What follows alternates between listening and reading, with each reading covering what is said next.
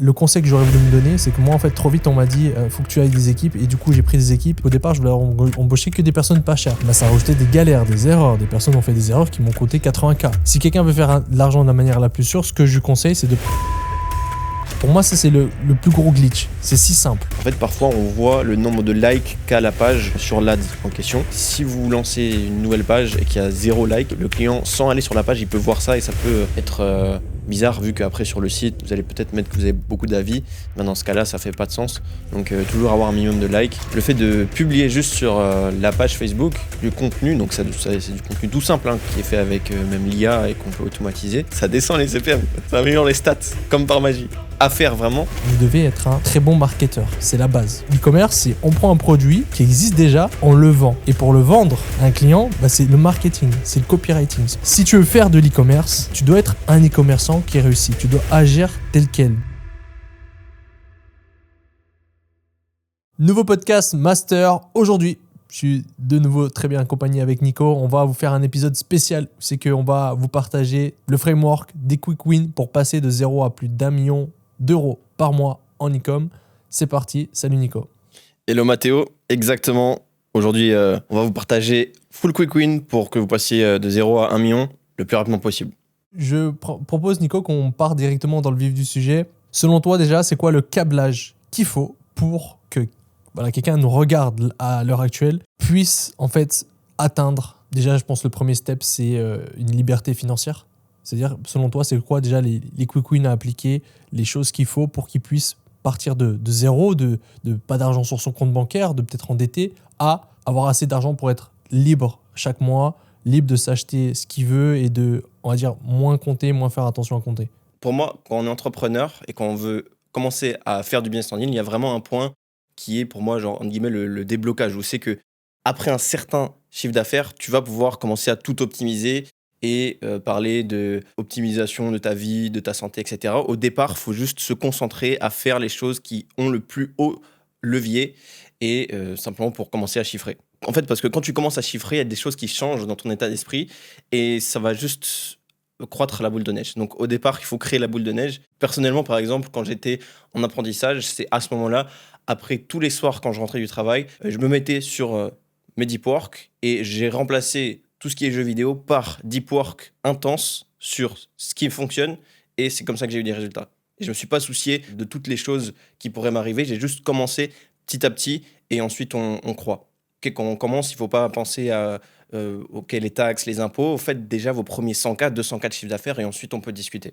Ce que je comprends bien, c'est qu'en fait, ce que tu conseilles à toute personne qui commence, c'est se concentrer sur un truc. C'est-à-dire, le seul truc à faire, c'est prendre du temps dans ton calendrier.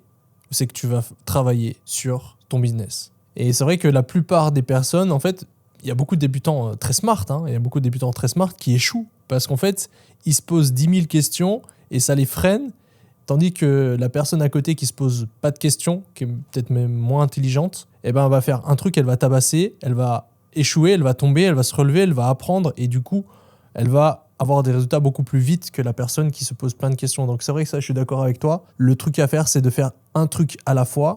Le seul truc, c'est qu'en fait, je pense que les débutants, ceux qui commencent, ne savent pas ça.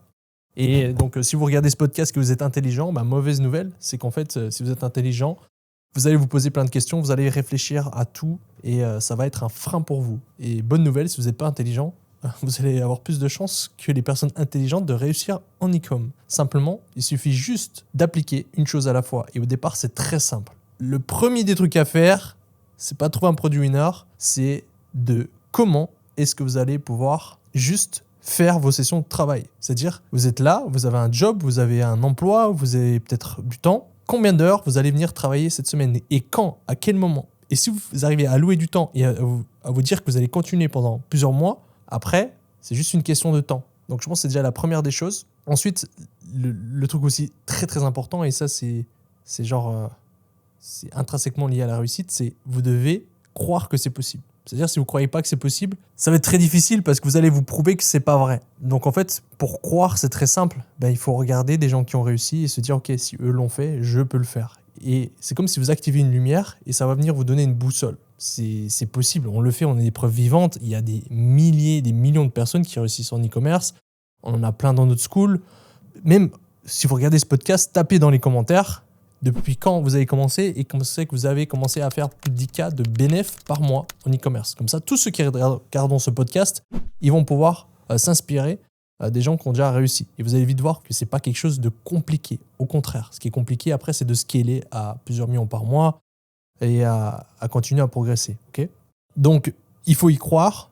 Et ensuite, bien sûr, il va falloir aborder la technique. Mais avant ça, Nico, je te propose qu'on parle peut-être un peu plus de ce qui peut vraiment empêcher les gens de réussir, surtout d'un point de vue mindset, loi d'attraction. Donc, ce n'est pas de la spiritualité qu'on va vous dire, mais plutôt de la science.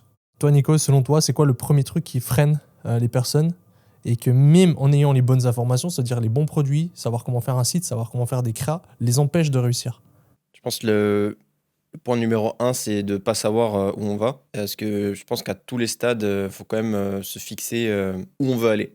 Et la plupart des personnes le font pas. En gros, si tu écris tes objectifs, où c'est que tu veux aller, tu as un taux de réussite drastiquement plus élevé.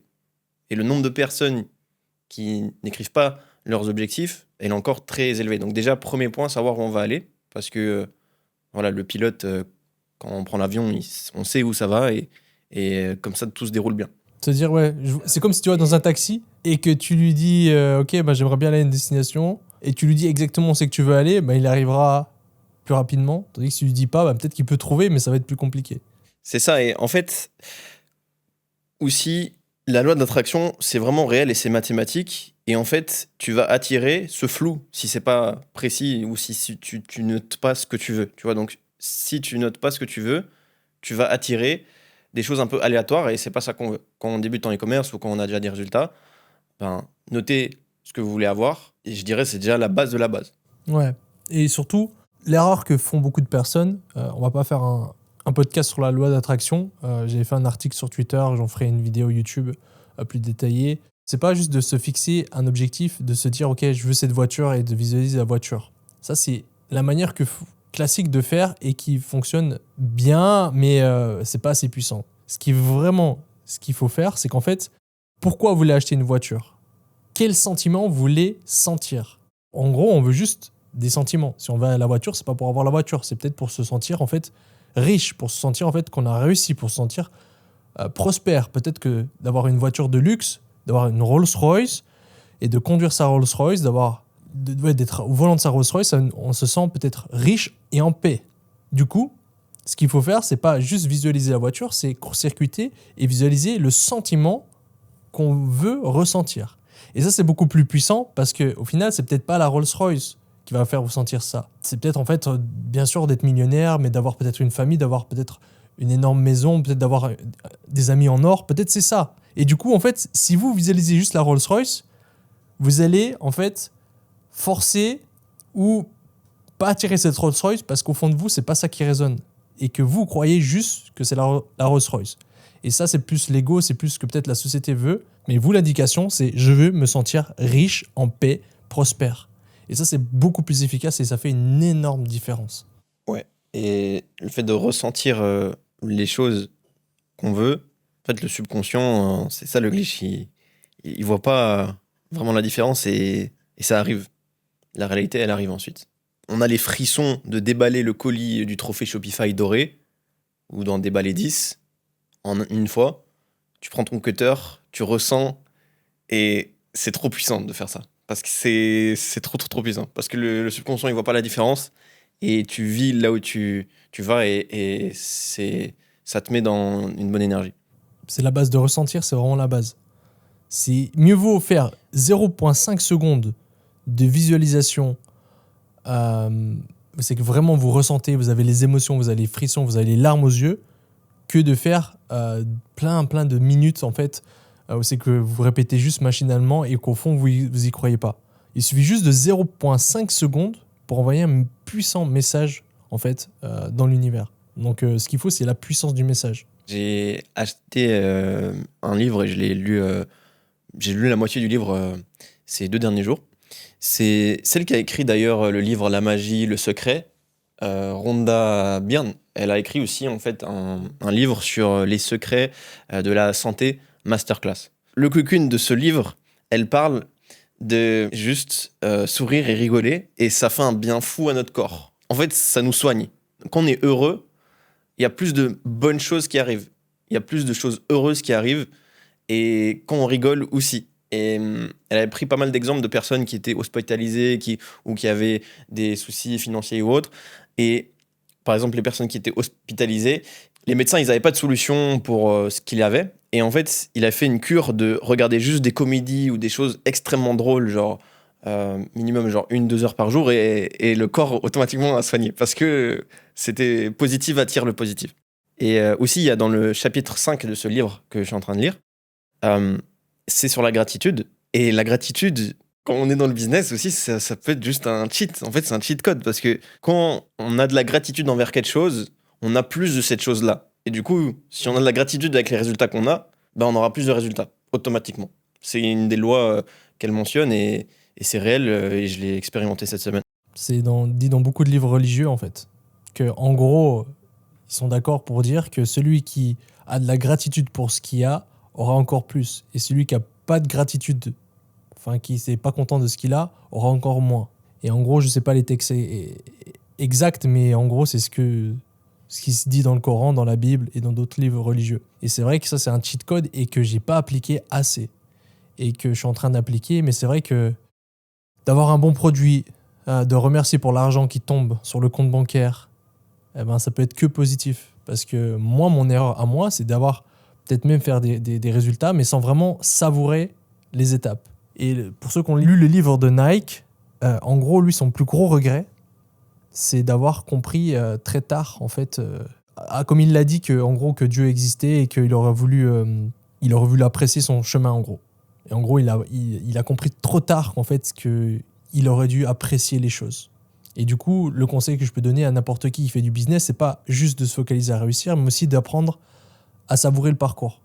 Parce qu'au final, il n'y a que ça qui compte. Pourquoi on vous dit ça? C'est parce qu'en fait, c'est la base. Parce que beaucoup de débutants, même d'avancés, qui n'arrivent pas, c'est pas d'un point de vue technique, c'est d'un point de vue vibrationnel. Ce qu'il faut vraiment comprendre, et je pourrais dire, voilà, dernière clé, c'est il faut être pour avoir. En fait, c'est le concept qui sépare ceux qui ont et des rêveurs. Parce que beaucoup veulent attirer un objectif, mais pour attirer un objectif, en gros, il faut faire un saut quantique. C'est-à-dire qu'en gros, on doit vibrer sur la fréquence du toi futur. C'est-à-dire toi qui atteins les objectifs.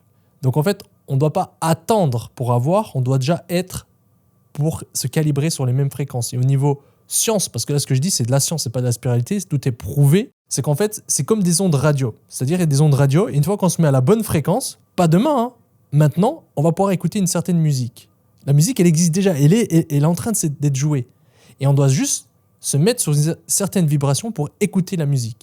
Et c'est exactement pareil pour ce qu'on veut manifester. Einstein nous dit qu'il y a rien qui... Tout existe déjà, dans d'autres dimensions, etc. Et en fait, la seule manière d'y accéder, c'est de vibrer maintenant à une certaine fréquence pour l'avoir. En fait, vous n'allez pas la créer, vous allez juste vous mettre sur cette dimension et la faire matérialiser dans votre vie. Donc, concrètement, si tu dis que quand j'aurai de l'argent, je serai épanoui, c'est une illusion, c'est juste un fantasme. Tu auras de l'argent, tu ne seras jamais épanoui. Parce que tu te câbleras à te dire quand, quelque chose futur, tu seras X. Donc ça n'arrivera pas. Parce que l'épanouissement n'est pas dans l'argent, c'est juste dans une habitude de perception. Donc on n'attend pas d'être riche pour se sentir puissant, on n'attend pas d'être malade pour se sentir guéri, on n'attend pas d'être en couple pour se sentir aimé. En gros, on inverse la logique. On doit devenir maintenant la personne qui a déjà l'objectif. Donc en gros, si tu veux faire de l'e-commerce, pour revenir à ça, tu dois être un e-commerçant qui réussit. Tu ne dois pas juste faire de l'e-commerce, tu ne dois pas juste essayer, tu ne dois pas juste essayer de trouver un produit. Tu dois être un e-commerçant qui réussit. Tu dois agir tel quel. Dans ta tête, ça doit être comme ceci. Tu dois faire en sorte d'être professionnel. Si tu n'as pas un ordi, fais en sorte d'avoir un ordi, un joli bureau, travailler. Sois déjà professionnel. Dans ta tête, tu es un e-commerçant qui réussit. Donc voilà. Donc maintenant, ce que je te propose, c'est qu'on part sur la technique. Ok, maintenant, comment on fait pour passer de 0 à déjà libre financièrement? Pour ce qu'il faut savoir, c'est que libre financièrement, pour beaucoup, c'est déjà 20K par mois, 30K. On se sent déjà libre parce qu'en fait, on peut s'offrir tout ce qu'on veut, habiter dans des très très beaux appart, maisons, etc. Selon toi, c'est quoi les clés à l'heure actuelle, en 2026, aujourd'hui, en juin, pour faire ceci, qu'on soit débutant ou même... Peu importe. Si quelqu'un veut le faire, qu'est-ce qu'il doit faire maintenant, selon toi? Et on brainstorm un peu sur le process. Pour moi, Premier step, c'est de déjà partir sur une bonne opportunité qu'on peut trouver sur le marché aujourd'hui en 2026. Et idéalement, d'un point de vue technique, quand même, je dirais même à tous les débutants, tous les intermédiaires, quand même tout ce qui est sophistication du marché, les désirs du marché, ce qui a été montré avec Eugène Schwartz, ça a quand même une importance. Comme ça, vous avez directement la bonne vision dès le départ. Et il y a un livre qu'on mentionne à plusieurs reprises, qui est du coup le livre Breakthrough Advertising, qu'on peut avoir aussi en capsule, qui se lit en quelques heures grand max. Et quand vous avez cette data-là, vous allez voir les produits et trouver des produits gagnants ou trouver des opportunités gagnantes d'une manière différente et déjà plus avancé que tous les autres qui se lancent. Donc ça, c'est le premier step pour moi, c'est avoir connaissance de la sophistication du marché, des désirs du marché dès le départ. Comme ça, quand vous allez utiliser les spy tools, vous avez une longueur d'avance et vous savez que, ok, ce produit que je trouve aux États-Unis, le concurrent a tant de trafic sur le site, il y a tant d'ads actives. Ok, peut-être que c'est en fait intéressant de le lancer en Allemagne et peut-être pas. Donc, comme ça, vous avez déjà cette knowledge. Comme ça, vous ne lancez pas au hasard. Ça, pour moi, c'est le premier step. Je suis d'accord. C'est très avancé. C'est très, très avancé. C'est-à-dire qu'il y a très peu de débutants qui le font. Mais si vous faites ça, en fait, ça va pas être de la chance. Ça va pas être du hasard. J'ai fait des articles Twitter sur le copywriting où c'est que ça donne toutes les bases qu'il faut pour vraiment faire beaucoup d'argent et comprendre ces principes-là. Et après, il y a Breakthrough Advertising en capsule aussi. On pourra mettre les liens pour ceux qui veulent. Mais en gros, si vous débutez et vous comprenez déjà ça va vous donner une base pour pas se dire « Ok, j'ai rien trouvé, ça marche pas ». Ça va vraiment vous donner une base, comme il dit Nico, pour être au-dessus de 99% des autres. C'est-à-dire, vous allez comprendre en fait le marketing et les marchés, etc. Et comprendre, est-ce que vous devez prendre un produit et lancer aux US ou lancer en Allemagne, etc. Ou pourquoi ça marche pas. En gros, ce que Nico voulait dire, c'est que vous pouvez prendre un produit aux US qui cartonne, le lancer en France et que ça marche pas du tout parce que la sophistication du marché en France n'est pas le même aux US par rapport à un produit donné. Je donne un exemple tout bête. On parle d'un complément où c'est que le complément a explosé aux États-Unis. On va dire c'est du ashwagandha. Ok, c'est un exemple. Hein. Il a explosé aux États-Unis. Il est très viral.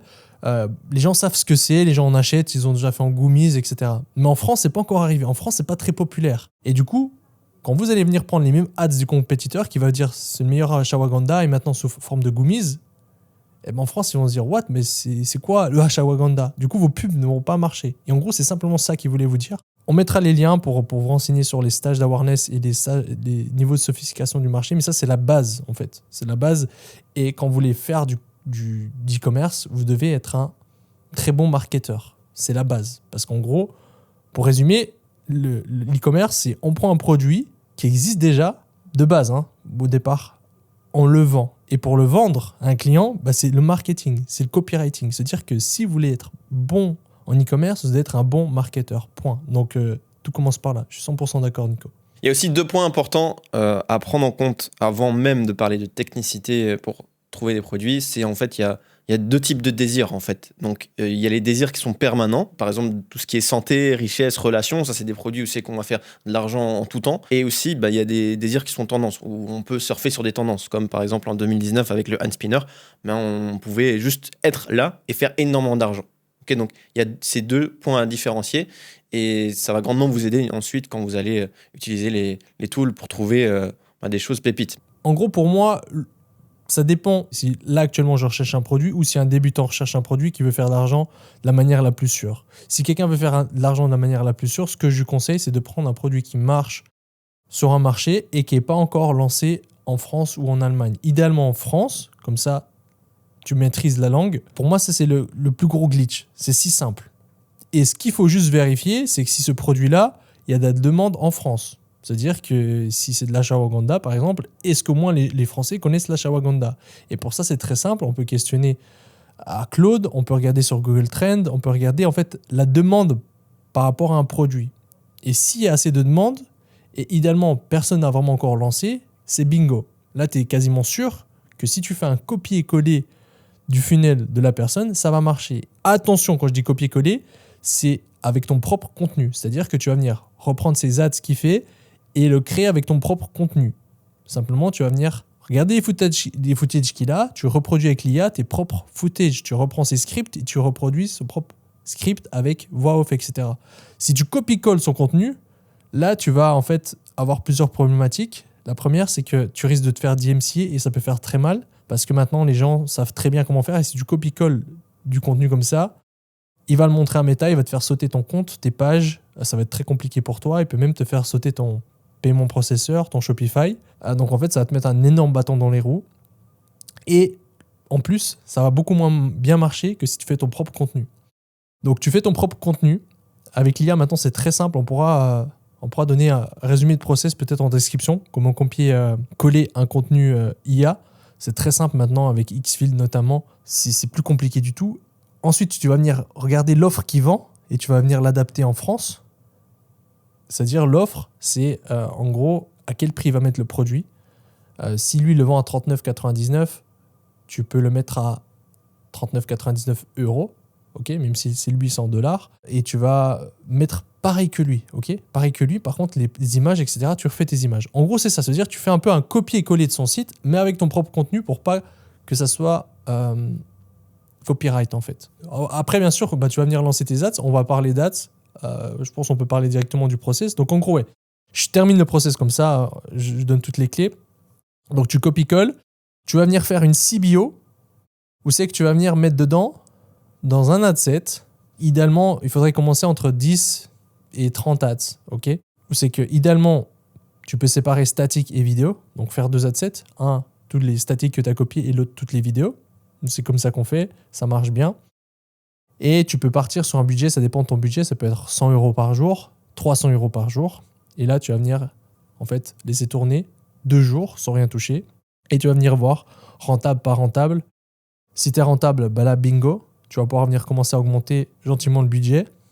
Et ensuite, tu augmentes le budget, et tu vas venir commencer à préparer d'autres créatives où c'est que tu vas venir itérer sur celles qu'on spend. C'est-à-dire tu vas avoir des indicateurs, c'est le spend. C'est l'indicateur numéro 1 sur Meta. Meta, c'est un algorithme ultra puissant qui analyse plein de data et que quand il spend, c'est-à-dire qu'il sait que ça va pouvoir être rentable. Il sait qu'il y aura du potentiel de scaling. Donc, tu regardes partout, c'est que ça spend. Tu vas venir comprendre les angles que tu vas targeter. Ok, si tu as parlé, par exemple, pour la Shawaganda de testostérone, ben, il va falloir faire d'autres ads sur la testostérone. Si par contre, c'est un angle sur le destress qui marchait bien, ben, il va falloir faire d'autres angles sur destress. Tu vas venir regarder où c'est que ça spend en termes d'audience aussi. C'est-à-dire, est-ce que ça target des femmes, des hommes, des femmes 40 ans plus, des femmes 35 ans plus, et tu vas venir en fait apprendre à mieux connaître à qui Meta va venir distribuer le spend. Tu regarderas les commentaires, tu vas venir commencer à t'intéresser plus et à faire pour en plus d'ads spécifiques à ces personnes-là. Parce que Meta pense qu'il y a du potentiel. Et du coup, tu vas venir injecter des ads dans ta CBO jusqu'à passer un palier de spend qu'on conseille dans le school entre 3 et 5 K de spend par jour, ce qui fait environ du 5 à 10 KD. Et une fois que tu as du 5 à 10 KD, là, tu vas pouvoir créer une campagne ABO. Ok, où c'est que là, tu vas pouvoir mettre tes tests dans des adsets séparés. Parce que ta campagne, elle est profitable et tu ne veux pas injecter blindé de créatives pour, en fait, qui peut perturber ta campagne. Ok, donc là, tu alloues 20 à 30% de ton budget en ABO testing. Tu augmentes le budget de ta campagne CBO tant que ça marche. Et ensuite, les ads qui ont du potentiel ou qui sont winners, tu les injectes dans ta CBO. Ce qui fait que tu vas venir en injecter pas énormément chaque semaine. Mais que ceux que tu injectes, c'est prouvé. Ce qui fait que ça alimente et que tu scales. Et avec cette méthode-là, tu peux passer à 30 KD, 50 KD. Et en gros, après, le jeu, c'est surtout des créatives, améliorer ton funnel. Mais souvent, les erreurs qui arrivent, c'est-à-dire ce qui va venir t'empêcher de faire 0 à 10 KD, c'est les créatifs qui sont pas assez bonnes et l'offre qui n'est pas assez bon. C'est-à-dire qu'il y a un problème peut-être dans ton offre. Tu as fait 39,99, mais peut-être qu'il aurait fallu tester 29. Même que le compétiteur avait testé 39. Ça peut, ok? C'est-à-dire que si tu vois que même avec les bonnes créas, ça ne se peine pas, il va falloir tester différentes offres. Tester de descendre le prix, d'augmenter peut-être le prix, ou de rajouter du gratuit. À la place de faire un à 39,99, tu peux en faire un acheté, un offert. Et une fois que tu as testé 2-3 offres et que ça ne prend toujours pas et que tu as des bonnes créas, ben là, tu peux remettre en question vraiment le produit. Donc en gros, vraiment en survolant, voilà le processus. Je ne sais pas si j'ai oublié des choses, Nico. Tu rajouterais quoi? Donc là, pour toi, toujours en 2026, Meta, c'est ce que tu recommandes à débutants comme intermédiaires? 100%. Je dis non de ma tête, mais pour dire, c'est même pas imaginable, pas méta. En gros, là, j'ai vraiment dit en gros. Après, il y a plein de tips. Hein. Mais ce qui est important à savoir, pour ceux qui veulent un peu avoir des tips, c'est chauffer la page. C'est-à-dire la page à laquelle vous allez faire des ads, il va falloir poster des posts organiques avant de lancer des ads. Ça va venir booster vos résultats. 2, c'est de lancer vos ads avec 2 pages. La page branded, c'est-à-dire la page de votre marque, c'est-à-dire Nike, et une autre page plutôt type votre avatar type, ou une page peut-être les meilleures chaussures de France. Et en fait, vous pouvez avoir des CPM totalement différents. Il y a trop de personnes qui se plaignent. Moi, j'ai lancé un testing, mais mes CPM étaient trop élevés, etc. Et quand tu testes une autre page, des fois, tu peux avoir les CPM qui descendent automatiquement, juste passer une autre page. Et si c'est du whitelisting, c'est-à-dire une page d'un influenceur, etc., c'est encore banger. Mais ça, c'est plutôt sur le next step. Donc, chauffer la page, 1 ou 2 posts par jour pendant une semaine avant le lancement, ça booste les résultats. Généralement, ce qu'on fait aussi, c'est qu'on chauffe la page avec des likes qu'on run en ads. Donc, au moment de l'ouverture de l'account ou du lancement de la nouvelle brand, on vient faire une campagne objectif like sur la page. Idéalement, on target le même pays où c'est qu'on cible et le même femme ou homme. Si c'est des femmes, qu'on target idéalement des femmes. Et pourquoi on fait ça? Parce que le client, sur son feed, il voit parfois, pas tous les clients et pas tous les ads, en fait, parfois, on voit le nombre de likes qu'a la page sur l'ad en question. Et si vous lancez une nouvelle page et qu'il y a 0 like, ben ça peut, le client, sans aller sur la page, il peut voir ça et ça peut être bizarre, vu qu'après, sur le site, vous allez peut-être mettre que vous avez beaucoup d'avis. Ben dans ce cas-là, ça fait pas de sens. Donc, toujours avoir un minimum de likes, 500 ou 1000 minimum pour bien starter. Et ouais, là, ce que tu as mentionné, il faut mentionner quand même que le fait de publier juste sur la page Facebook du contenu, donc c'est du contenu tout simple hein, qui est fait avec même l'IA et qu'on peut automatiser, ça descend les CPM, ça améliore les stats, comme par magie. Donc, à faire vraiment, à faire. Pour ceux qui ne croient pas, parce que moi, je suis toujours du fait, ok, oui, c'est bien, c'est un truc sympa. Pour ceux qui ne croient pas, on l'a encore testé, parce que mon équipe disait, oui, mais est-ce que vraiment c'est important? Je dis, ok, on le teste. On relance là, pendant 2 semaines, 2 posts par jour, et on regarde les résultats. Coïncidence ou pas, on a des CPM qui descendent, on a un ROS qui monte. Au même moment. C'est juste que c'est prouvé, et même Meta le dit, et c'est logique. Meta veut qu'il y ait aussi de l'engagement organique. Donc, faites-le. Donc là, on lance les testings, on n'est pas encore au 10KD, mais justement, c'est à ce moment-là aussi de bien analyser. Et on a aussi un cadran qu'on partage à l'intérieur de la communauté. Donc en gros, en e-commerce, c'est des mathématiques. On a sur le cadran que vous êtes en train de voir, le taux de conversion à gauche, sur la flèche qui va vers le haut, et le CPC qui va de gauche à droite. Donc CPC, c'est coût par clic, et le taux de conversion, c'est combien sur 100 personnes, une personne convertie sur la boutique. Concrètement, si on a le taux de conversion qui est élevé, mais qu'on a des CPC qui sont aussi élevés, là, il va falloir faire un travail au niveau des créas. Et simplement, c'est vraiment ça le point principal. Si, admettons, on a un taux de conversion élevé, on a des CPC qui sont faibles, on a tout qui se passe bien, ben là, il faut juste scaler et vraiment mettre la sauce en termes de créa et ensuite faire aussi ce qu'on conseille avec le whitelisting, etc. Et faire du partnership ads. Et là, le scale se débloque. Et aussi, simplement, sur le cadran, vous pouvez voir aussi, si on a un taux de conversion qui est bas, des CPC qui sont élevés, là, faut tout revoir. Il faut revoir l'offre, il faut revoir peut-être le positionnement du produit, peut-être changer de marché, juste refaire une étude. Et si on a le cadran à droite en bas, on a un taux de conversion qui est faible, on a des CPC qui sont faibles, bah là, il va falloir simplement corriger l'offre et la boutique. Donc ça, c'est vraiment, quand on lance les testings, c'est bien d'avoir ça en tête pour savoir en fait où modifier, où aller éteindre les feux, pour savoir simplement où fixer les bottlenecks. Donc ça, c'est une petite précision que je voulais aussi apporter lors du testing pour aller plus vite. Et aussi, après, quand les personnes commencent à faire, je dirais, minimum 2KD, 3KD, là, il va falloir aussi ajouter Google Retargeting, donc Google Branding, quand on met le nom de sa marque, que les gens puissent trouver facilement, parce que énormément d'acheteurs, en fait, voient les ads et ensuite met le nom sur Google. Et aussi un quick win, un glitch que vous pouvez faire, c'est quelque chose que on a mis en place très très très récemment, donc c'est nouveau. C'est en gros, vous allez mettre le nom de votre marque avec review à la fin, ou alors en français avis. Donc, vous allez acheter ce nom de domaine si c'est une boutique qui run depuis, je dirais, plus de 2 mois que vous commencez à chiffrer. C'est intéressant de faire ça, en plus du Google Branding.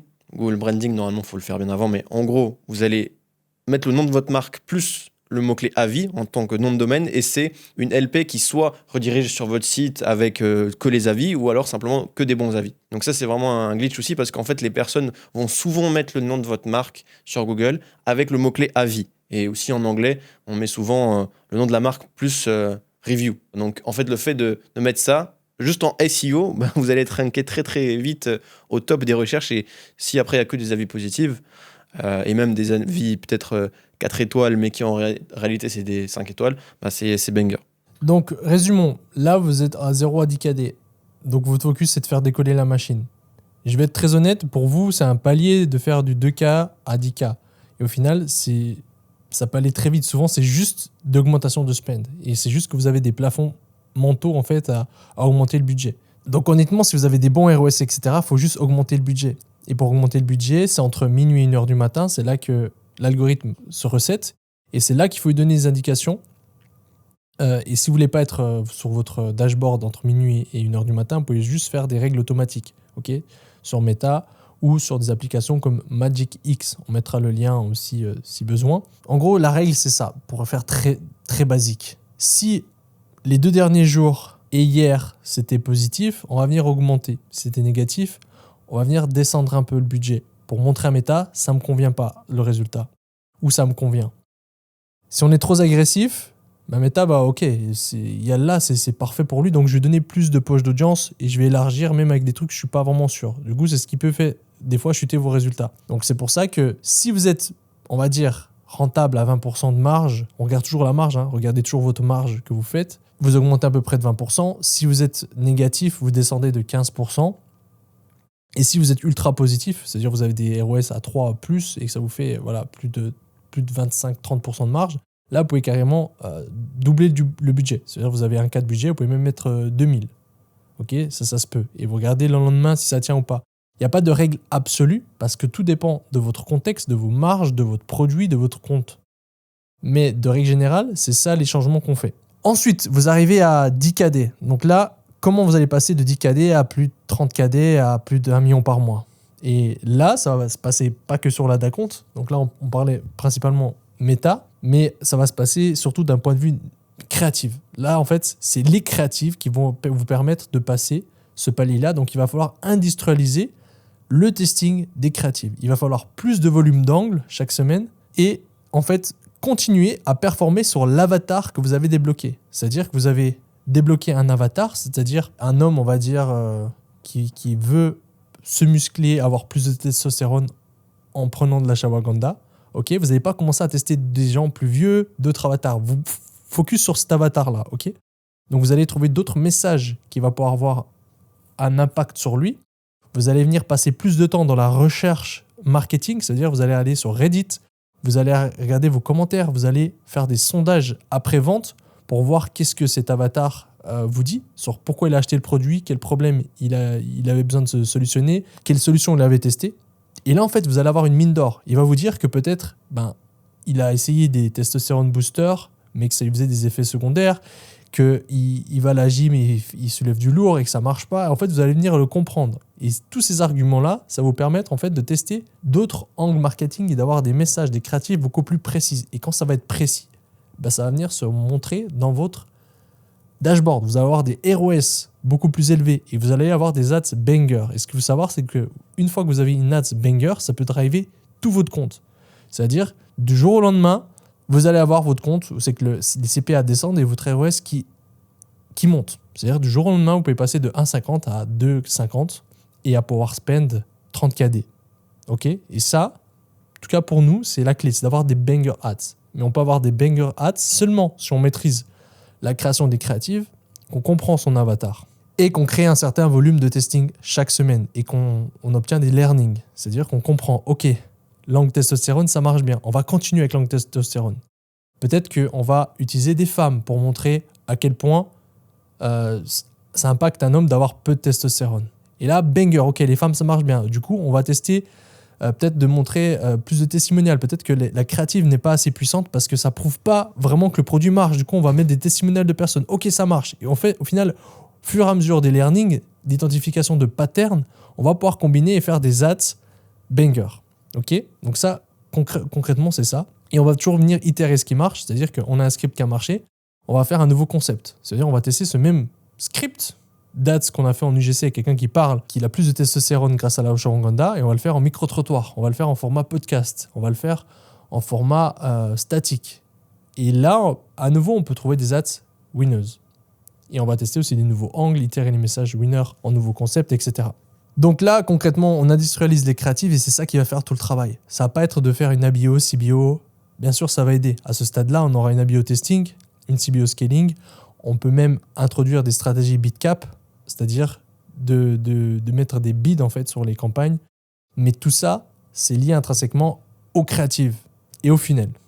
Donc concrètement, entre 10 à 30 KD, on industrialise des créatives, on optimise le funnel avec des A/B tests, on installe Microsoft Clarity qui devrait être déjà installé depuis le départ, on ne l'avait pas mentionné.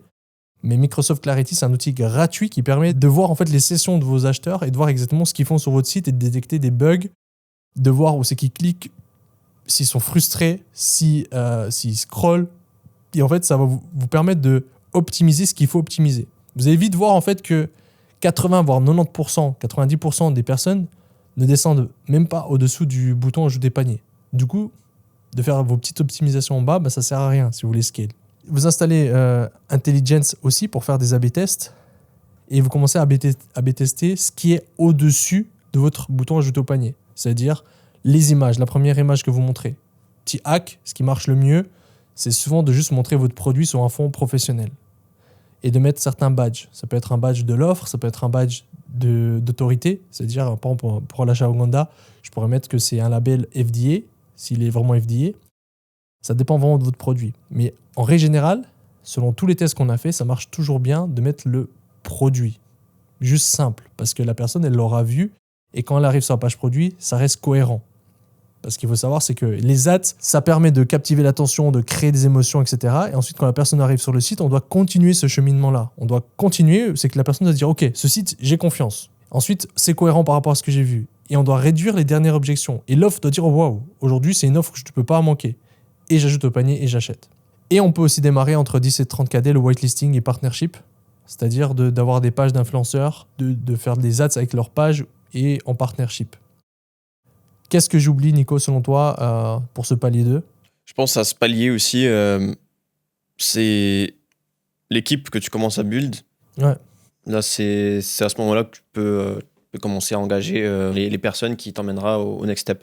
Parce que pour arriver au next step, il te faut déjà savoir qui t'as besoin. Bon, aujourd'hui, avec l'IA, tu peux être limite une personne et faire des chiffres énormes. Mais si tu engages des personnes qui, justement, utilisent l'IA pour toi, là, tu vas débloquer un scale qui, seul, tu pourrais pas forcément avoir si tu es juste seul, si tu es juste un cerveau. S'il y a plein de cerveaux qui bossent pour toi et qui sont smart et qui utilisent l'IA, là, tu vas aller très vite. Mais ce qu'il faut bien savoir, c'est que ce palier-là, c'est beaucoup de copywriting, media buying, créative. C'est ça. Enfin, c'est ça. En gros, c'est là votre focus.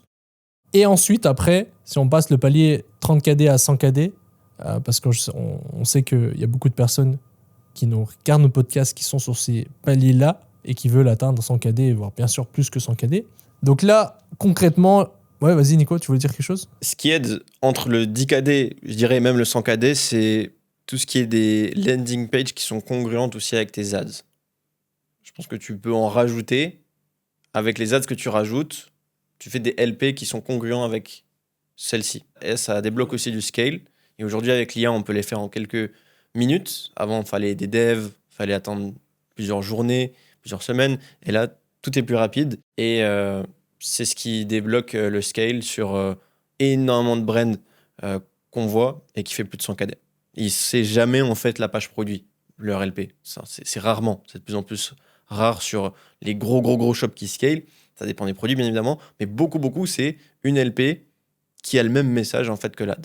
Et ensuite, la page produit. Et à ce moment-là, si on n'a pas encore testé des LP congruentes, là, ça peut aussi être très intéressant. Exactement. Là, dans ce palier-là, entre 30 et 100 KD, on va plus essayer de maximiser et d'augmenter, en fait, la cohérence à l'avatar et le nombre d'avatars. Donc avant, on était plus sur un module où c'est qu'on avait un avatar, on avait une offre pour cet avatar-là, et on a des angles et des ads. Ok, si on reprend le schéma, c'est ça. Et maintenant, ce qu'on va essayer de faire, c'est d'augmenter ces avatars, peut-être toucher d'autres avatars. Et c'est pour ça que les big brands qui font 9 figures par année, elles sont pas que sur un seul avatar, mais elles maîtrisent parfaitement plusieurs funnels d'avatars. Et comme bien souvent, comme tu le dis, elles ont des landing pages et des funnels spécifiques. C'est-à-dire de l'ads à l'offre, à la LP, ça va parler à un seul avatar pour s'adapter à lui. Et c'est ce qui fait la différence. Donc, on va plus être dans la segmentation. Là, sur ce palier-là, il faut aussi une diversité créative maximale. C'est-à-dire qu'on est obligé d'avoir de la diversité psychologique aussi.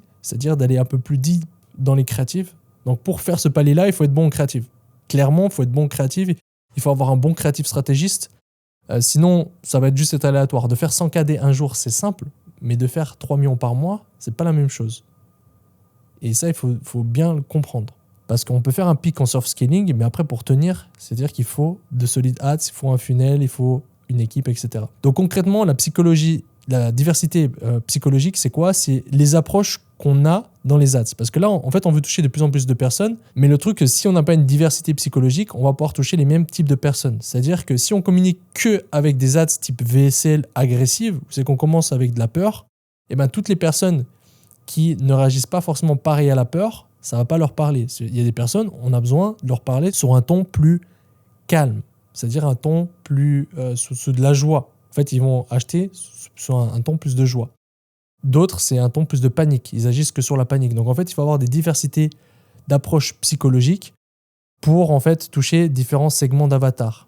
Et ensuite, il y a plein d'autres approches psychologiques. Je ne vais pas aller trop deep, sinon ici, on va perdre les gens. Mais en gros, il y a aussi, sur les différentes versions de personnes qu'on parle. Il y a des personnes, on va parler à leur personne à l'heure actuelle, d'autres, on va parler à la version future d'elles-mêmes. C'est-à-dire qu'elles veulent avoir l'ashwagandha pour être une personne qui est très musclée. Donc en fait, on va venir leur faire visualiser la personne du futur. Et on a une ads, du coup, c'est qu'il y a une approche psychologique sur la personne du futur. C'est pas Thomas de maintenant qui est un peu skinny, c'est Thomas qui a de la testostérone et qui est ultra musclé. Donc il y a plein d'approches psychologiques, mais ce qu'il faut, c'est vraiment avoir un bon créatif stratégiste ou être le bon créatif stratégiste et avoir cette diversité au niveau créatif. C'est ça qui va venir vraiment skyrocketer le spend. Ensuite, on peut commencer à segmenter par avatar, débloquer d'autres avatars. Peut-être c'est un avatar afro-américain, peut-être c'est un avatar hispanophone. Donc là, on va pouvoir en fait juste dupliquer horizontalement les avatars. On peut aussi dupliquer les pays. Si peut-être on n'était que sur la France, on peut ouvrir le Canada, la Suisse, la Belgique ou peut-être attaquer les US. Ça aussi, de débloquer sur un funnel qui marche sur d'autres marchés, ça peut être banger. Au niveau strat media buying, là pareil, on peut faire des stratégies du bitcap inflated, par exemple des gros budgets où c'est que grâce à nos creative winners, on va pouvoir gagner des enchères pas chères. Ça, c'est des techniques qui existent.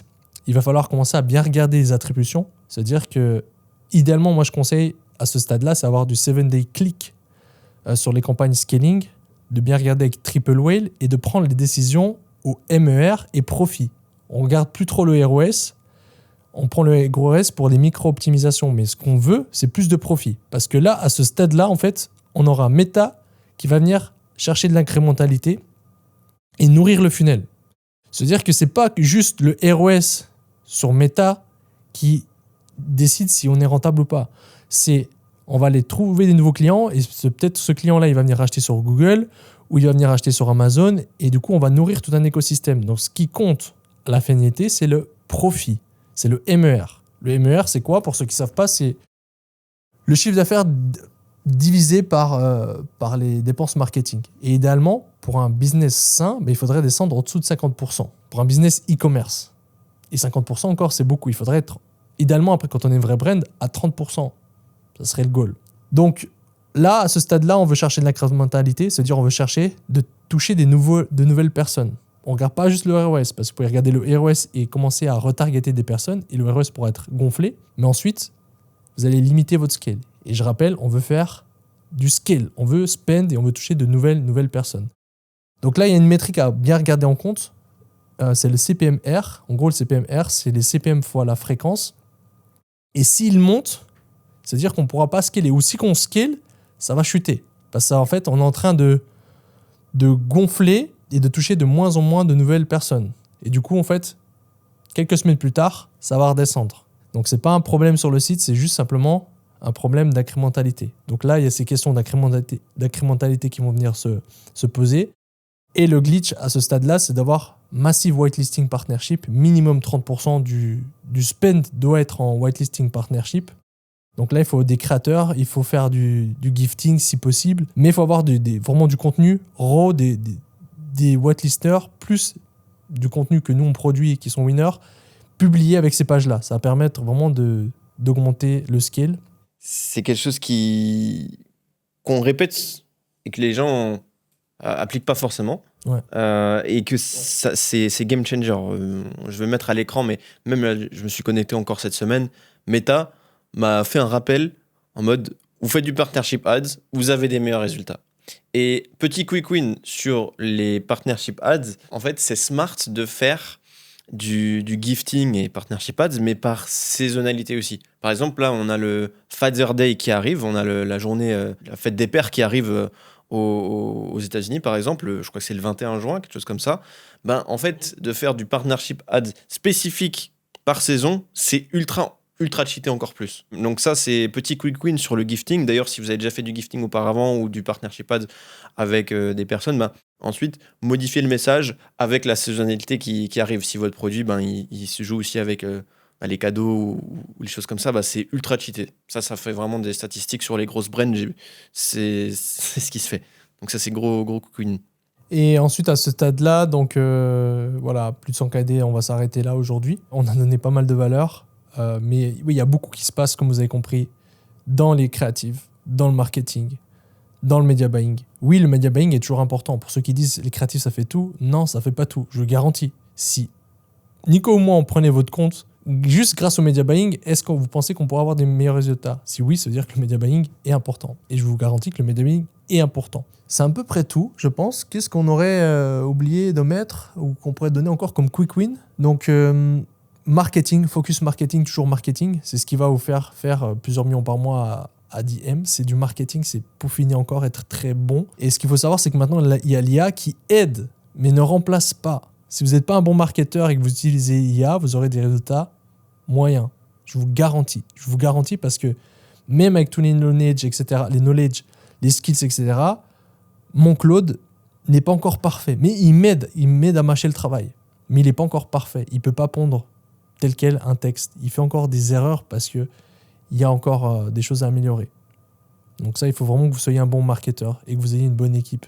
Et en termes d'équipe, si on pourrait donner des quick wins, donc pour ceux qui veulent scaler avec les équipes, on a fait pas mal de podcasts avec Sophia notamment et d'autres experts sur les équipes.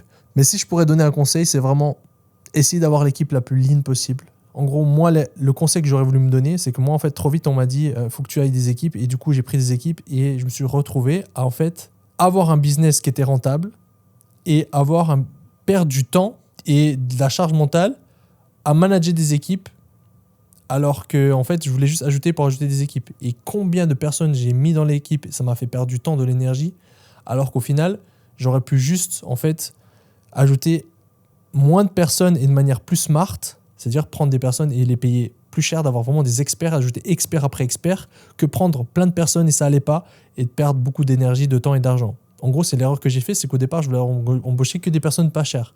Et j'ai embauché que des personnes pas chères. Et du coup, ça a rajouté des galères, des erreurs. Des personnes ont fait des erreurs qui m'ont coûté 80K. Pareil. 80K, L'année passée, explique un peu. En gros, je me suis dit, vas-y, ça serait cool qu'on plante des arbres. J'ai bien envie de planter des arbres. On a sondé nos clients. Ça vous intéressait qu'on plante des arbres? Non. Ok, ils sont pas très cool. Et on s'est dit, vas-y, on va quand même le faire pour ceux qui veulent. Il y a des acheteurs qui vont le faire. Du coup, on a proposé une offre. En gros, s'ils prenaient un abonnement, on allait planter un arbre. Ok, cool. Donc, il fallait setup une automation pour tous ceux qui prennent l'abonnement de planter un arbre. Sauf que mon employé, ce qu'elle a fait, elle s'est trompée. Elle a setup pour toutes les commandes. Ce qui fait que d'un coup, je remarque 2 mois plus tard, on a des factures de 40K et 40K de Shopify. Et en fait, pour toutes les commandes, on avait planté des arbres. Et je crois qu'encore, il y avait un autre bug. Genre pour plus de 80K d'arbres. Donc oui, c'est sympa, mais on a quand même perdu de l'argent. Après, j'ai trop d'histoires comme ça où une employée m'a auto-DMCé on a la page qui saute. Je dis, mais comment c'est possible? Tout notre contenu, on est trademark, etc. Et en fait, on a remarqué dans son sheet qu'elle nous avait DMCA plusieurs fois. Et dans le procès, c'est bien dit, on ne DMCA jamais nos pages et jamais notre website. Et pourtant, c'est elle qui a écrit la page. Donc en fait, d'avoir des employés qui ne sont pas des experts, ça peut vous coûter très cher. Moi, ce que je vous conseille vraiment en 2026, aujourd'hui, c'est sécuriser votre profit. Le profit est first, c'est-à-dire vous faites du profit, ok, vous allez pouvoir croître, vous allez pouvoir avoir des experts, etc. Mais n'embauchez pas des gens pas chers juste pour avoir des gens pas chers. Embauchez que des gens où c'est que vous êtes sûr. Vous êtes sûr que c'est un expert. Et vous le mettez en test. Et ensuite, vous voyez, il vous prouve A plus B qui vous rapporte de l'argent. Moi, j'ai trop eu d'employés qui ne me rapportaient pas d'argent. Des fois, c'est l'employé qui n'est pas performant. Des fois, c'est juste le poste qui ne vous rapporte pas d'argent. Et du coup, ça ne vous sert à rien d'avoir quelqu'un qui ne vous fait pas gagner de l'argent ou vous empêche de perdre de l'argent. 100%. En fait, mieux une équipe plus lean, mais qui sont vraiment des A++ players qu'une grosse équipe, mais qui sait pas où elle est. Mais pareil, j'ai fait les frais de ça. J'ai engagé fin d'année passée un CFO et j'ai reçu pas mal de propositions, dont un qui était vraiment, c'était parfait, c'était un Italien, c'était parfait, il m'a fait un loom. Il m'a vraiment donné pas mal de data et j'ai engagé quelqu'un de vraiment beaucoup moins cher que lui. Je lui ai dit, ok, prends cette data-là et j'ai perdu genre un mois et pas mal d'argent car le travail était mal fait. Du coup, j'ai perdu énormément d'argent plutôt que payer bien et que on ait une croissance. Donc, ouais, ne pas hésiter sur payer les bonnes personnes et les payer bien parce que simplement aujourd'hui, ben, une personne qui est très smart, qui est A++ player, qui utilise l'IA, ben, ça vaut 10 personnes, même beaucoup plus qui sont moyennes. Ouais, et surtout, si elle vous fait grandir le profit, c'est-à-dire que vous l'avez engagé et depuis, vous avez triplé votre profit. Vous faites plus 60K par mois. On reprend l'exemple de si vous faites 300K par mois et à peu près 64 de profit, ben vous en faites 180. Et cette personne-là, vous la payez 7K. Ok, 7K, ça fait mal, mais vous êtes passé de 60 à 180 grâce à peut-être ce créatif stratégiste. Donc en fait, il faut penser que comme ça, que en ROI. On engage des personnes pour faire rapporter de l'argent ou éviter d'en perdre. Bien sûr, le SAV, c'est plus éviter d'en perdre, mais c'est en gagner sur le futur. Parce qu'en fait, si vous répondez plus à vos clients, ça va vous impacter vos paiements processeurs, vous n'allez plus vendre. Donc, ayez toujours cette notion-là de ROI. Vraiment, lean team, mais ROI. Chaque employé doit rapporter un ROI. Ça ne sert à rien d'embaucher quelqu'un pour embaucher quelqu'un. Après, il y a des postes comme les virtual assistants, c'est qu'il y a moins de ROI, mais par contre, c'est un ROI global sur l'entreprise parce que ça vous fait gagner du temps à vous. C'est-à-dire que vous, en faisant plus des tâches basiques, vous allez pouvoir mettre plus de temps et faire grandir le business. Et du coup, elle vous fait économiser 20 heures par semaine, mais vous avez un levier sur votre business. Donc, il faut toujours prendre en compte aussi le coût d'opportunité. C'est-à-dire que vous êtes quelqu'un smart. Si vous allouez 10 heures de plus par semaine sur peut-être les créatives, est-ce que ça peut rajouter un levier?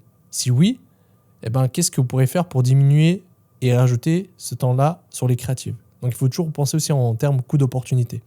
Ouais. Et en termes, parce que je pense que c'est un des postes quand même les plus importants quand tu es à ce stade-là, ben c'est le creative strategy. Est-ce qu'on pourrait partager aussi 2-3 tips sur où les engager, qui est engagé, à quel endroit, et quelques quick wins sur ça? Alors, ce qu'il faut savoir, c'est que si vous embauchez un bon creative stratégiste, il faut être déjà un bon creative stratégiste. Pas meilleur que lui, mais il faut connaître déjà les bases. Si vous n'êtes pas bon en créative, déjà, je ne sais pas comment vous êtes à ce stade-là de recruter un creative stratégiste, mais ça va être compliqué. Donc, il faut déjà connaître c'est quoi les créatives, etc. Dans le school, là, on a des partenariats avec des écoles de creative stratégistes, on propose de placer des creative stratégistes aussi. D'ailleurs, petite info, le school est ouvert alors que c'est que vous voyez cette vidéo-là, et on en parlera après, juste à la fin du podcast. Mais pour trouver un creative stratégiste, il y a plusieurs techniques. Pour trouver vraiment des perles, ce que je conseille, c'est le headhunting sur LinkedIn. D'aller voir des profils, de chercher des profils avec Manus, etc. De creative stratégistes qui travaillent dans des agences de créatives, qui travaillent dans des grandes marques, ou qui postent du contenu, en fait, du bon contenu sur les créatifs, c'est-à-dire de la valeur. Et eux, vous allez venir les approcher, poser des questions, en fait, comme si vous voulez du consulting. Mais en fait, si la personne est bonne et vous donne des bons conseils en consulting, déjà, c'est un green flag. C'est-à-dire que cette personne-là, potentiellement, elle pourrait, avec son savoir, vous aider. Et ensuite, il va falloir essayer de trouver peut-être, ok, pourquoi pas tester en part-time, ce que ça pourrait donner, pour voir s'il y a un fit entre nous et notre brand. Vous le vendez une vision, vous le mettez en disposition plein d'outils, des ressources, etc. Et vous dites vraiment, nous, on veut viser 100 M par mois, par exemple. Et je dis, wow, le projet m'intéresse. Et c'est là qu'elle pourrait peut-être sortir, en fait, et venir avec vous. Là, en règle générale, on les met dans un essai. C'est que, ok, on veut que ça fit. On veut voir si tu peux nous apporter des résultats, mais on veut voir aussi si tu te sens bien. La personne, elle se sent considérée, c'est toujours de l'humain, du win-win. Et là, vous faites le test, ça se passe bien, on continue. Et là, ce qu'il faut très vite leur donner, c'est un creative stratégiste. On veut plus de spend grâce à des creative winners. En gros, c'est ça son job. Et vous, si la personne est bonne, c'est ça qu'il fait. Mais vous pouvez avoir un bon creative stratégiste, si vous n'avez pas de process, il va rester moyen. Ou sinon, vous trouvez la perle rare qui a déjà tous ses process et qui vous l'implémente. Mais ça, c'est plus rare. En règle générale, il faut avoir des process de créatifs, des bons process. Et là, vous mettez un bon creative stratégiste et là, vous aurez des résultats insane. Mais si vous avez un creative stratégiste moyen avec des bons process, vous aurez des résultats bons. Vous avez un bon creative stratégiste avec des process moyens, vous aurez des résultats moyens. Donc ça, c'est vraiment ce qu'il faut apprendre. Ensuite, vous pouvez poster sur LinkedIn, des posts LinkedIn, demander autour de vous si vous ne connaissez pas des cracks, etc. Et en gros, c'est ça. Est-ce que tu recommandes aussi de former from scratch, par exemple Non. Pas pour un senior. Ça dépend. Oui, on peut, mais la personne doit avoir déjà des compétences et des compétences mindset. C'est-à-dire la personne doit vouloir progresser. C'est-à-dire ces personnes-là, il faut regarder est-ce que dans sa vie de tous les jours, elle fait du sport, elle veut progresser, elle est organisée, etc. Sinon, déjà, il ne va pas avoir le culture fit, le mindset pour progresser. Donc là, c'est mort. On veut une personne qui a faim. Une personne qui fait soit du sport, qui joue aux jeux vidéo, qui veut progresser. Là, si vous êtes un expert en créative, et que vous avez déjà des process, vous pouvez former quelqu'un. Mais ça va être un junior creative stratégiste. Il peut devenir senior, mais ça prend du temps. Et si vous voulez scaler rapidement votre marque, mieux vaut embaucher directement un senior. Après, vous pouvez en avoir. Vous pouvez le faire aussi. Je ne dis pas que ce n'est pas possible, mais c'est juste une question de temps. Juste pour rebondir sur le créa strat, on est d'accord qu'il aide aussi avec la LP pour qu'elle soit congruente. Ça dépend. Il y a des créa-strats très orientés copywriter qui vont regarder le funnel. La plupart des créa-strats sont bons copywriting, donc aide. Mais ça, je dirais, c'est plus le rôle en fait du CRO ou ça dépend des entreprises. Des fois, c'est le copywriter qui supervise. Chez nous, c'est moi qui supervise encore. Et ça pourrait être le rôle du head of growth ou du CRO. Ça dépend. Mais souvent, c'est pas le créa-strat qui intervient sur les landing pages. Mais par contre, toute l'équipe marketing doit être alignée et doivent être 5. C'est-à-dire que entre le creative stratégiste, le gars qui fait les emails et SMS, le gars qui fait le CRO et les vidéos éditeurs et toute la team marketing doivent être 5. C'est-à-dire qu'il y a un script qui performe dans les ads, c'est-à-dire qui a été fait par le creative stratégiste. Le gars qui est en CRO doit le savoir, parce que peut-être qu'il pourra faire des A/B tests, des landing pages spécifiques par rapport à ce script-là. Le gars des emails doit savoir, peut-être qu'il peut surfer sur en fait un angle. Peut-être qu'en fait, je donne un exemple tout bête, mais on vend du ashwagandha et on remarque qu'en novembre, l'angle ou le script, c'est que je suis une femme, j'ai testé l'ashwagandha pour offrir à mon homme, ça cartonne. Et cet angle-là, en fait, il est chaud parce qu'en fait, c'est pendant la période des cadeaux, Noël. C'est-à-dire que si on avertit le gars des emails trop tard et qu'il le lance en mois de mars, ça va plus marcher parce que c'est un cadeau. Du coup, en fait, il y a un bassin d'audience à ce moment-là qui est prêt à acheter pour son homme de l'ashwagandha. Et ça, il faut capitaliser aussi en email, aussi en CRO, etc. Donc, il faut vraiment que toute l'équipe soit alignée. Et les vidéos éditeurs aussi, parce que comme ça, ils savent, en fait, ok, l'angle, ça marche bien d'un cadeau. Du coup, je vais mettre des femmes, je sais pas, qui essaient le produit ou je sais pas. Mais il faut vraiment qu'il y ait une synchronicité et que toute la team marketing soit au courant de tout. C'est important. Là, je vois qu'on arrive à la fin du podcast. Qu'est-ce qu'on pourrait partager comme quick win de fin pour ceux qui nous regardent? Avant ça, je dirais le plus gros quick win que les gens peuvent appliquer, c'est qu'on a rouvert le school et que c'est le meilleur school francophone. On est le numéro 2 mondial, je le répète, et on va devenir le numéro 1 d'ici l'année prochaine. Qu'on l'améliore constamment grâce aux membres. On a des membres incroyables qui nous aident à développer le school. On construit que grâce à eux. Et on améliore continuellement. On a chaque mois des nouveaux modules d'experts mis à jour aussi par nous parce que en fait, les choses changent. C'est-à-dire que nous, constamment, on améliore les process, on améliore les modules. Après, le plus gros, c'est la communauté qui est vraiment incroyable. Et donc, en ce moment même, vous pouvez rejoindre le school. C'est plus accessible à tout le monde. C'est-à-dire qu'il y a une candidature pour rentrer. On veut juste filtrer pour être sûr en fait, des gens qu'on fait rentrer. Et ce qu'on va faire aussi là, c'est que pour toutes les personnes qui rentrent ce week-end, avant, on va pouvoir dire quoi, avant dimanche minuit, on leur donnera un appel à huis clos avec moi, ou toi, ou les deux. C'est-à-dire qu'on les prendra, on fera un appel sur les personnes qu'on rejoint durant ce week-end-là. On regardera où c'est qu'ils veulent aller, c'est quoi leurs problématiques. On les laissera parler en live, discuter avec nous pour résoudre en fait leurs problèmes. Je pense que c'est un beau cadeau qu'on pourra faire et j'ai bien envie d'encourager les gens qui rejoignent en voyant ceci. Qui sont restés jusqu'au bout de ce podcast et qui veulent faire des résultats. Du coup, j'aimerais encore plus les aider en faisant un petit appel avant peut-être de débuter au school ou durant la première semaine avec moi ou toi. C'est adorable de ta part parce que faire des coachings ou one-to-one, on fait très rarement. Et de proposer ça. Ça ne sera pas un one-to-one, hein, je veux juste être clair. Hein, c'est à huis clos, c'est-à-dire dans les petits groupes des personnes qui rejoignent. C'est-à-dire ça va être un coaching ensemble. Parce que pour moi, ça va être même encore plus puissant. Ça a moins de valeur peut-être à vos yeux, mais c'est plus puissant parce qu'en fait, vous allez avoir plein de personnes, vous allez entendre leurs problématiques. Et du coup, si moi j'aide leurs problématiques, ça va vous aider en fait à éviter ces problématiques-là. Parce que la plupart des personnes ont les mêmes problématiques.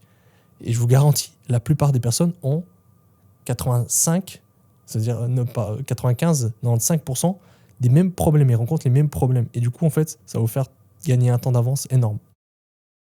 Quick win, Nico, juste pour terminer le podcast. Donc j'ai 3 petites quick wins. La première, c'est, comme a dit Mathéo, vraiment le school, la communauté, c'est juste game changer. On a tous les jours des gens qui partagent leurs résultats et c'est juste vraiment motivant. Donc, juste le fait d'être entouré, c'est le glitch.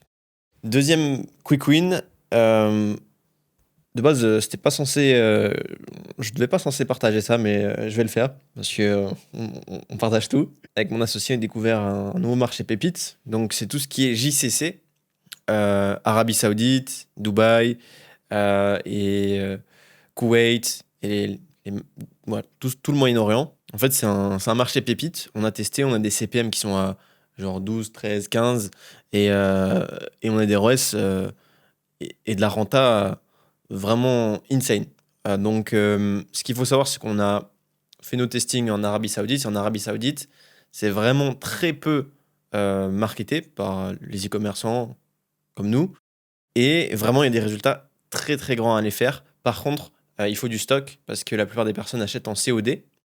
Et petit glitch pour l'Arabie Saoudite, si vous avez du stock, en fait, utilisez Snapchat Ads pour vendre parce que c'est la plateforme numéro 1 là-bas. Et le spend par habitant, il est juste insane. C'est juste monstrueux en Moyen-Orient. Si vous avez une brand dans tout ce qui est cosmétique, santé, parfum, etc., là, vraiment, il y a un TAM et un spend par habitant qui est le plus élevé du monde.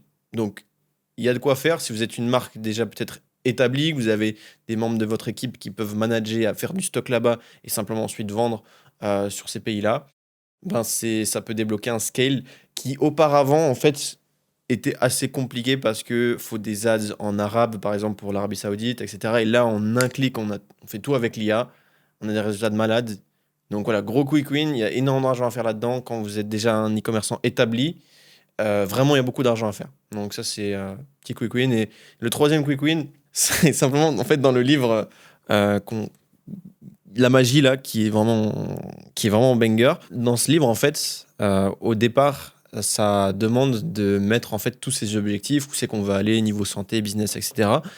Et en fait, il y a un point qui pourrait être ajouté aussi, c'est qu'en fait, et si tout est possible. Donc ça veut dire quand vous mettez vos objectifs, beaucoup ont peut-être une corde dans leur pensée, comme la métaphore avec l'éléphant qui a une corde et qui n'arrive pas à partir, alors que c'est un éléphant et qu'il peut. C'est juste que depuis tout petit, il a cette corde, et que quand il était petit, elle l'empêchait de bouger, mais que quand il est grand, normalement, tu ne devrais pas être empêché avec ça. Mais en fait, quand on écrit ses objectifs, et si tout est possible, se dire, si tout est possible, qu'est-ce que je ferais? Donc voilà, vraiment, genre, revoyez vos objectifs, si vraiment tout était possible, parce que ça l'est, qu'est-ce que ce serait? Merci pour ces quick wins. Moi, pour quick win, je pense que le meilleur truc que je pourrais faire, on a beaucoup parlé d'importance du copywriting. J'ai pas parlé assez d'importance des hooks aussi. les hooks, ça fait vraiment une différence sur les résultats. Les headlines, plus particulièrement, c'est-à-dire que la première phase que les gens vont lire, ça peut leur créer en fait quelque chose de puissant qui vont venir les inciter à regarder votre ads, à lire votre advertorial, votre site, etc. Ce que j'aimerais donner, là, ce que je vais donner en commentaire, c'est les 50 headlines de copywriting les plus puissantes de l'histoire. C'est venu de maîtres, de masters en copywriting, donc Gary Albert, Eugene Schwartz, Kappels, David Ogilvy. Et je les avais catégorisés, donc ça c'est dans mes process internes, de headline de curiosité, headline de comment, headline de secret, headline de nombre, headline de warning, headline de story, bref, les 50 headlines les plus puissantes, selon moi, de l'histoire. Et je vais simplement vous les donner, comme ça vous allez pouvoir les adapter à votre marque. Par exemple, une headline qu'il y a dedans, comment un coiffeur chauve a sauvé mes cheveux. Voilà, c'est un type d'headline qui cartonne. Ok ? Et ça sera simple. Insane. Vous allez pouvoir juste copier-coller et adapter à votre marque. Merci. Merci pour le cadeau. Merci à tous pour ce podcast. J'espère que vous avez apprécié la valeur. Je ne sais pas si vous vous rendez compte à quel point c'est important ce que vous a dit. Prenez peut-être le temps de relire, de prendre le transcript de ce qu'on a dit, de réécouter ce podcast, de appliquer, noter vraiment les process qu'on vous a donnés, parce que c'est exactement les process qui marchent. C'est exactement les process qu'on utilise. Et si vous les appliquez, je vous garantis que vous allez avoir des résultats. Donc voilà, c'était Mathéo et Nico. À bientôt. Ciao, ciao. À bientôt.